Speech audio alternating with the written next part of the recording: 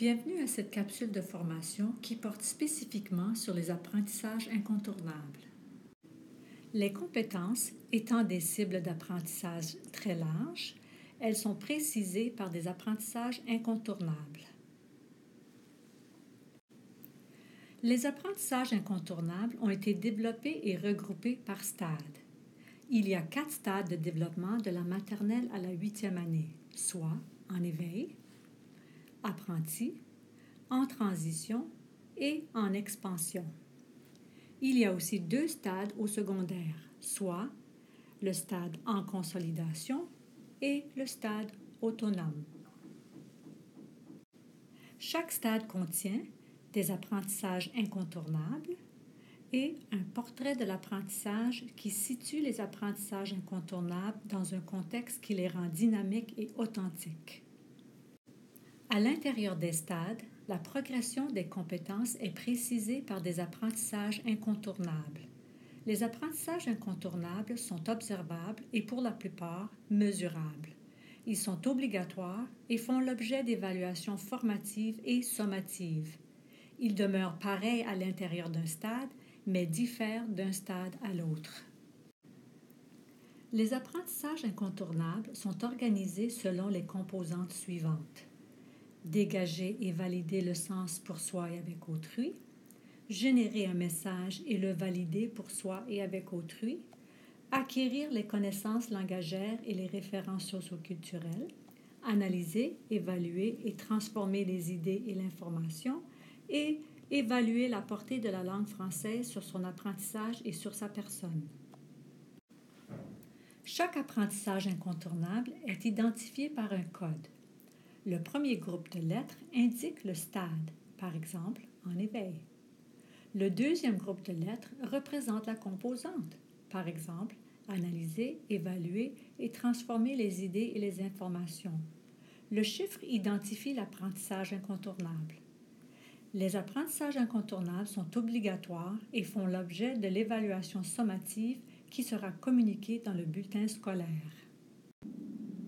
Les apprentissages incontournables sont généralement exclusifs d'un stade à l'autre et représentent des apprentissages qui sont nécessaires pour faire progresser la compétence de l'élève d'un stade à l'autre. Chaque stade représente ainsi un ensemble d'apprentissages qui se superposent d'un stade à l'autre.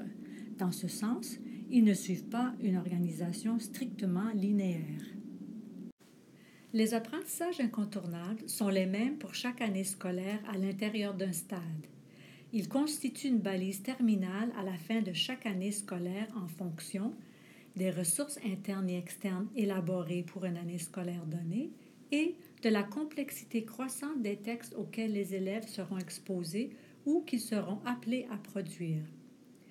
Les apprentissages incontournables se manifestent différemment d'une année scolaire à l'autre dans un même stade en fonction des développements cognitifs, métacognitifs, affectifs et sociaux de l'élève, du bagage de connaissances antérieures des élèves, du degré de complexification des textes à comprendre ou à créer et du degré d'autonomie de l'élève.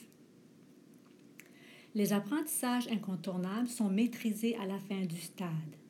L'élève qui aura mis en œuvre et réinvesti les apprentissages incontournables dans de multiples contextes, situations d'apprentissage et tâches de communication sur une période de 2 à 3 ans, aura alors développé un niveau d'aisance et de profondeur dans ses apprentissages.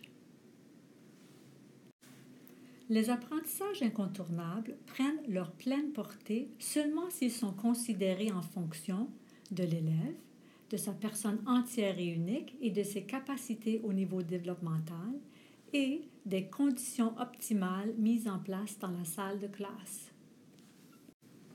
Le portrait de l'élève donne, pour chacun des stades, un aperçu de la progression des compétences en indiquant des apprentissages typiques et caractéristiques en lien avec le niveau développemental de l'élève.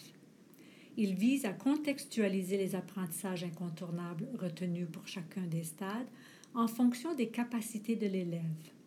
Il aide aussi à situer rapidement et globalement l'élève par rapport à sa progression à travers les stades de développement.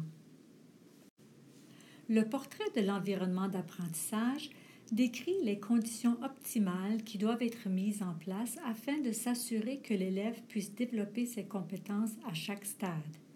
Les conditions de l'environnement se conforment à la complexité croissante des apprentissages d'un stade à l'autre. L'environnement d'apprentissage est considéré sous les 3 aspects suivants: la dynamique du groupe, les facettes de l'identité de l'élève et l'accès équilibré à la langue. La dynamique du groupe vise le degré d'autonomie croissante de l'élève dans son apprentissage. Elle comprend les façons de travailler, le niveau d'encadrement offert à l'élève, l'échafaudage et le modelage, ainsi que le climat de classe. Les facettes de l'identité visent la valorisation de l'apprentissage du français par l'élève, le développement de l'identité de l'élève comme apprenant en immersion et le sentiment d'appartenance à l'espace et à la collectivité francophone. L'accès équilibré à la langue vise l'acquisition de la langue française dans toute sa richesse. Elle comprend le développement de l'oral, l'exposition à des modèles de langue corrects et accessibles, l'exposition et l'accès à des textes oraux, visuels, écrits et multimodaux riches et variés, et les intentions de communication authentiques.